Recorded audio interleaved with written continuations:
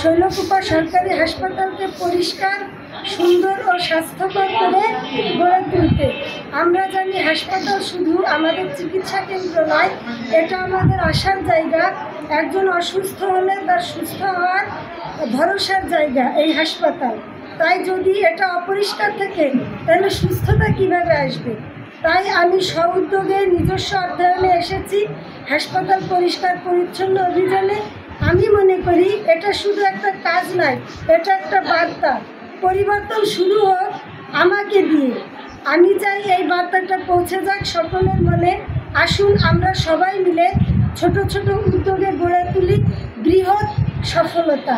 আসুন আমরা প্রতিজ্ঞা করি নিজের জায়গা, সমাজ ও হাসপাতাল রাখি পরিষ্কার, গর্বিত ও সুন্দর। আমাদের এই হরিজন কমিটির যত সদস্য আছে আমরা স্থায়ী কায়দা আমরা ওয়াশটা করে দিচ্ছি।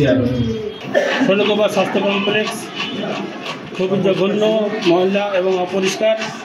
এই পরিষ্কার করার জন্য আমাদের ম্যাডাম আমাদেরকে এই হাসপাতালে নিয়ে আসছেন। একদম কলেজের শিক্ষক, সে নিজের অর্থ ব্যয় করে দিয়ে আমাদেরকে নিয়ে পরিষ্কার কাজকাম পরিষ্কার করাচ্ছে।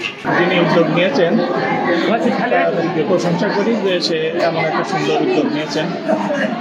একটা নিঃসন্দেহেই ভালো, যাদের সামর্থ্য আছে তাদের সামর্থ্য অনুযায়ী উদ্যোগ নেওয়া অবশ্যই। এখানকার হরিজন সম্প্রদায়কে নিয়ে তো আমি এসে দেখি যে বিভিন্ন রকম মিসম্যানেজমেন্ট এবং আমার কাজে হ্যাম্পার হচ্ছে।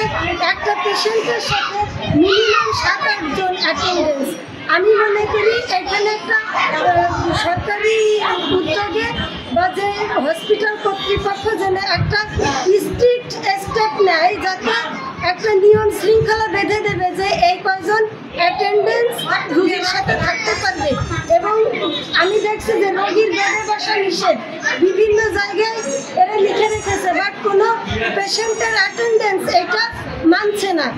কিভাবে মানে তাদেরকে দিয়ে মানানো যায় সেই স্ট্রিক্ট স্টেপ যেন হাসপাতাল কর্তৃপক্ষ বা যারা এটা মানে বাস্তবায়ন করতে পারবে তারা যেন স্ব-উদ্যোগে আগে এসে আমি এটাই আহ্বান করি।